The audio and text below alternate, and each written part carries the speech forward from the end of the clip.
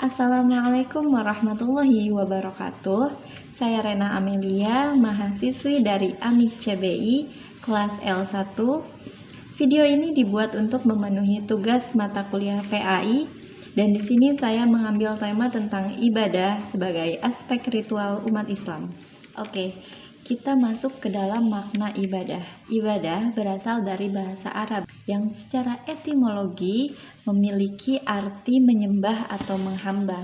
Sedangkan secara istilah atau terminologi, ibadah yaitu penghambaan seorang manusia kepada Allah untuk dapat mendekatkan diri kepadanya sebagai realisasi dari pelaksanaan tugas hidup selaku makhluk yang diciptakan Allah. Nah, kita semua juga paham bahwa fungsi dari ibadah itu sendiri adalah sebagai menaikkan derajat diri di mata Allah. Karena memang Allah tidak pernah memandang fisik, tidak pernah memandang harta, tidak memandang kasta. Nah, Allah tuh hanya memandang ibadah kita, ketakwaan kita, dan itulah yang membedakan kita dengan makhluk yang lain. Yang dengan ibadah kita dapat terlihat lebih baik di mata Allah. Oke, sebelum masuk ke bentuk-bentuk ibadah, di sini saya akan menyebutkan tentang sesuatu yang memang harus dilakukan oleh umat Islam, yang sering kita sebut sebagai rukun Islam. Yang pertama ada syahadat, yang kedua ada sholat, yang ketiga ada zakat, yang keempat ada puasa, dan yang kelima ada berhaji untuk yang mampu. Oke, kita masuk ke dalam bentuk ibadah yang pertama. Di sini ada sholat. Nah, kita semua tahu bahwa sholat itu termasuk ke dalam rukun Islam yang kedua. Nah, sholat juga merupakan induk semua ibadah, atau dibandingkan ibadah-ibadah yang lain, sholatlah yang paling utama. Gitu. Jadi teman-teman nggak sedekah nggak apa-apa, yang penting teman-teman sholat gitu. Tapi teman-teman ibadah, teman-teman puasa, tapi jika tidak sholat itu akan percuma gitu, itu akan terhitungnya 0 gitu. Oke, kita masuk ke dalam arti dari sholat itu sendiri. Menurut bahasa, sholat berarti doa.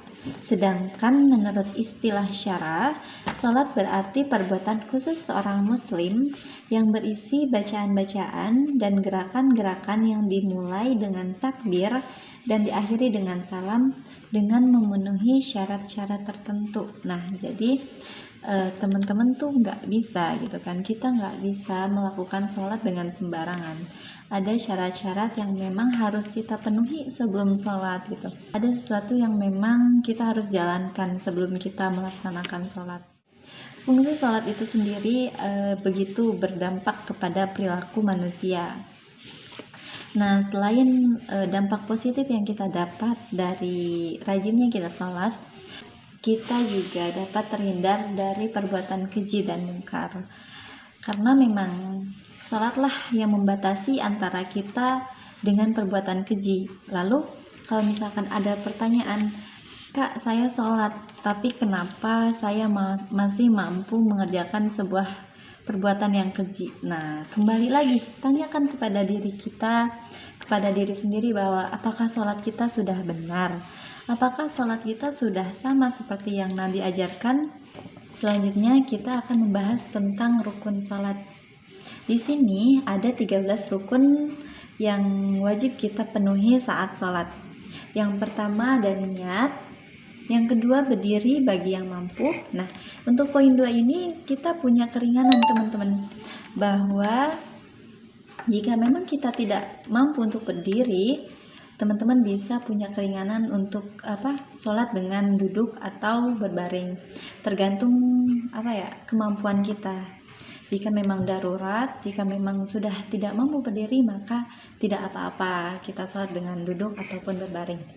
Lanjut, poin yang ketiga ada takbiratul ihram, keempat membaca surat Al-Fatihah, yang kelima ruku dan tumanina, yang keenam ada i'tidal dan tumanina, yang ketujuh sujud dengan tumanina, yang kedelapan duduk di antara dua sujud, yang kesembilan duduk tasyahud akhir, yang kesepuluh membaca tasyahud akhir, yang ke-11 membaca sholawat Nabi, yang ke-12 salam. Nah, dan yang terakhir yang ke-13 itu adalah tertib, yaitu kita berurutan dan juga menyempurnakan. Jadi contoh dari tertib itu sendiri misal gini, saya sedang ruku. Nah, jika memang ruku saya belum sempurna, saya belum bisa melanjutkan kepada i'tidal gitu. Saya belum bisa untuk berdiri lagi karena di sini saya punya kewajiban untuk menyempurnakan ruku saya gitu. Begitupun sama dengan bagian-bagian yang lain. Contoh kita tidak bisa kembali berdiri jika sujud kita belum sempurna. Begitu. Oke, bentuk ibadah yang kedua di sini ada saum, atau kita sering menyebutnya dengan istilah puasa gitu. Saum atau puasa menurut bahasa artinya menahan diri dari segala sesuatu. Sedangkan menurut istilah, saum adalah menahan diri dari segala sesuatu yang membatalkan puasa, seperti makan, minum, bersetubuh, dan perbuatan keji yang lainnya, dimulai dari terbit fajar hingga matahari terbenam, disertai niat dan cara-cara tertentu. Oke, untuk ketentuan dari saum itu sendiri, bahwa saum diperuntukkan hanya bagi orang-orang yang beriman. Nah, jika di diri kita, di diri teman-teman tertanam tentang keimanan kepada Allah, berarti teman-teman memiliki kewajiban untuk berpuasa. Dan di sini juga ada orang-orang yang boleh membatalkan puasa, yaitu mereka dengan kriteria sebagai berikut. Yang pertama ada wanita yang sedang haid dan nifas. Yang kedua ada orang yang sakit. Yang ketiga ada lanjut usia. Yang keempat sedang dalam perjalanan jauh. Yang kelima ada ibu hamil dan menyusui. Nah, mereka itu diperbolehkan untuk tidak saum, dan memang wanita haid dan nifas itu dilarang untuk saum meskipun meskipun di bulan Ramadan gitu. Nah, namun mereka semua yang memang membatalkan saumnya, mereka memiliki kewajiban untuk mengqadha atau mengganti puasa di hari-hari yang lain. Nah, atau mereka juga bisa memberi makan seorang miskin setiap hari sesuai dengan jumlah puasa yang ditinggalkan gitu.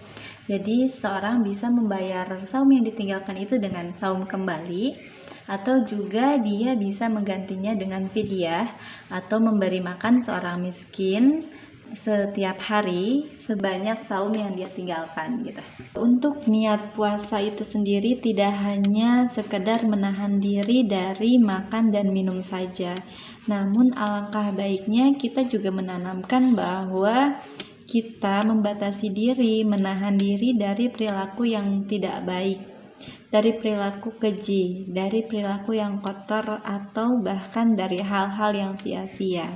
Kenapa? Karena saat kita saum, saat kita berpuasa, apalagi di bulan Ramadan, itu pahala yang kita dapat dari satu kebaikan akan Allah lipat gandakan gitu. Jadi saat kita bisa banyak meraih rahmat Allah, kenapa kita harus mengabaikan itu? Akan sangat sayang sekali di kemudian hari kita tidak membiasakan mengambil kebaikan-kebaikan yang Allah lipat gandakan. Dan juga puasa itu untuk melatih kedisiplinan kita, melatih ketakwaan kita. Jika kita membiasakan kebiasaan baik saat saum, apalagi selama bulan Ramadan, selain pahala kebaikan itu dilipat gandakan, ke dalam diri kita juga akan tertanam tentang kebiasaan baik, dan tertanam bahwa kita membentengi diri, membatasi diri dari perilaku yang tidak berguna. Ibadah selanjutnya yaitu adalah zakat. Nah, zakat itu merupakan rukun Islam yang keempat. Terdapat dua macam zakat yang wajib diketahui para umat Islam, yaitu zakat fitrah dan juga zakat mal. Zakat berasal dari kata zaka yang artinya suci, baik, berkah, tumbuh, dan berkembang. Di dalam zakat terkandung harapan untuk memperoleh keberkahan, kebersihan suci, dan memupuk kebaikan. Itulah mengapa disebut dengan zakat. Makna tumbuh dan berkembang dalam zakat artinya dalam menunaikan zakat akan menghasilkan banyak pahala. Sementara itu, makna suci dalam zakat dimaksudkan sebagai sarana untuk mensucikan jiwa dan pencuci dosa-dosa yang telah lalu. Allah Subhanahu wa taala berfirman dalam Quran surat At-Taubah ayat 103 yang artinya, ambillah zakat dari sebagian harta mereka. Dengan zakat itu kamu membersihkan dan mensucikan mereka dan mendoalah untuk mereka. Sesungguhnya doa kamu itu menjadi ketentraman jiwa bagi mereka. Dan Allah Maha mendengar lagi Maha mengetahui. Hukum mengeluarkan zakat itu sendiri bagi umat Islam yang memang mampu mengeluarkan zakat itu adalah wajib. Nah, seperti perintah mengeluarkan zakat tertuang dalam beberapa ayat dalam Al-Quran. Salah satunya pada Quran surat Al-Baqarah ayat 110 yang artinya, dan dirikanlah sholat dan tunaikanlah zakat. Dan kebaikan apa saja yang kamu usahakan bagi dirimu, tentu kamu akan mendapat pahalanya pada sisi Allah. Sesungguhnya Allah Maha melihat apa yang kamu kerjakan. Nah, zakat yang diwajibkan bagi setiap muslim di bulan Ramadan adalah zakat fitrah. Kewajiban ini sebagaimana diriwayatkan oleh Bukhari dan Muslim. Dari Ibnu Umar radhiyallahu anha, Rasulullah shallallahu alaihi wasallam mewajibkan zakat fitrah atau satu sok kurma atau satu sok gandum atas umat muslim, baik hamba sahaya maupun merdeka, laki-laki maupun perempuan, kecil maupun besar. Beliau shallallahu alaihi wasallam memerintahkannya dilaksanakan sebelum orang-orang keluar untuk sholat. Nah, jadi zakat fitrah ini dilakukan saat pertama kali kita saum, di hari pertama kita saum Ramadan sampai sebelum sholat Idul Fitri. Nah, di situ kita punya waktu untuk berzakat fitrah.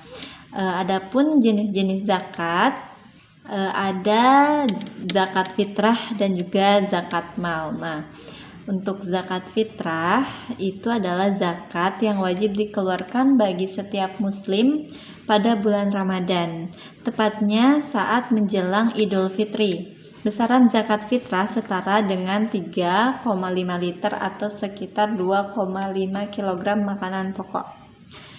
Zakat ini bisa berupa beras, gandum, dan sejenisnya sesuai dengan daerah yang bersangkutan. Zakat fitrah juga bisa diganti dengan uang, namun harus setara dengan harga makanan pokok sesuai besaran zakat tersebut. Yang kedua ada zakat mal. Zakat mal atau zakat harta adalah zakat yang wajib dikeluarkan seorang muslim sesuai dengan nisab dan haulnya. Nisab merupakan syarat minimum harta yang dapat dikategorikan sebagai wajib zakat. Sementara haul adalah masa kepemilikan harta sudah berlalu selama 12 bulan. Jadi sekitar 1 tahun berarti ya, maupun komariah maupun hijriyah gitu. Jadi si harta itu wajib untuk haulnya wajib melewati 1 tahun. Tidak ada batasan waktu dalam mengeluarkan zakat mal, artinya bisa dikeluarkan sepanjang tahun ketika syaratnya sudah terpenuhi. Zakat jenis ini akan melahirkan banyak jenis zakat lainnya seperti zakat perniagaan, pertanian, pertambangan, hasil laut, hasil ternak, hasil temuan, obligasi, tabungan emas dan perak, dan lain sebagainya. Nah, bedanya dari kedua zakat ini adalah zakat fitrah dikeluarkan hanya saat bulan Ramadan dan batas waktunya itu dari mulai hari pertama saum hingga sebelum berangkat sholat Idul Fitri. Sedangkan zakat mal bisa dikeluarkan kapan saja selagi nisab dan haulnya sudah terpenuhi gitu. Adapun nisab dan haul itu ringkasnya adalah nisab jumlah dari minimum harta, sedangkan haul itu waktu 1 tahun kepemilikan harta. Ibadah selanjutnya adalah haji atau berhaji. Nah, kita semua tahu bahwa ibadah ini boleh dilakukan hanya untuk orang-orang yang mampu. Nah, masuk ke dalam arti haji itu sendiri, secara bahasa artinya menyengaja, sedangkan secara istilah haji itu berarti menyengaja mengunjungi Ka'bah untuk melakukan beberapa amal ibadah dengan syarat-syarat tertentu. Nah, di sini ada rukun haji. Yang pertama ada ihram. Ihram yaitu berniat untuk haji. Niat haji dan umrah diwajibkan sebagaimana niat sholat. Oke. Yang kedua ada wukuf di Arafah. Waktunya dimulai dari waktu zuhur tanggal 9 Zulhijjah sampai tanggal 10 Zulhijjah. Nah, yang ketiga ada tawaf. Tawaf yakni mengelilingi Ka'bah sebanyak 7 kali. Putaran ini dimulai dari sekiranya arah dari Hajar Aswad dan Ka'bah berada di sisi kiri badan jamaah haji. Gampangnya, orang haji berputar melawan arah jarum jam. Oke, jadi putaran tawaf itu melawan arah jarum jam gitu kan. Kalau misalkan jarum jam itu mengarah ke kanan, berarti tawaf itu dilakukan dengan mengarah ke kiri gitu. Yang keempat ada sa'i. Sa'i adalah berjalan kaki dari Bukit Safa dan Marwah. Dimulai dari Bukit Safa, kemudian berjalan sampai 7 kali perjalanan hingga berakhir di Bukit Marwah. Yang kelima ada tahallul. Tahallul yaitu mencukur rambut kepala setelah seluruh rangkaian haji selesai. Waktunya sekurang-kurangnya adalah setelah lewat tanggal 10 Zulhijjah.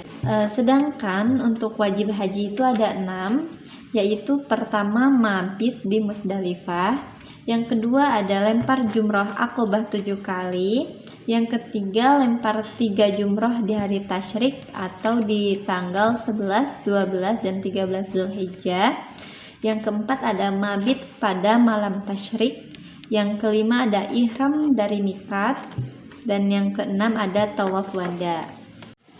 Sekian yang dapat saya sampaikan tentang ibadah sebagai aspek ritual umat Islam. Perlu diketahui bahwa ibadah tidak hanya mencakup hal-hal besar saja. Banyak hal kecil yang sebetulnya Allah anggap sebagai ibadah. Dan banyak ibadah-ibadah yang ringan yang juga kita dapat lakukan. So, jangan pernah stuck di satu kebaikan, teruslah jadi manusia yang bermanfaat untuk orang lain. Kurang dan lebihnya mohon dimaafkan. Wassalamualaikum warahmatullahi wabarakatuh.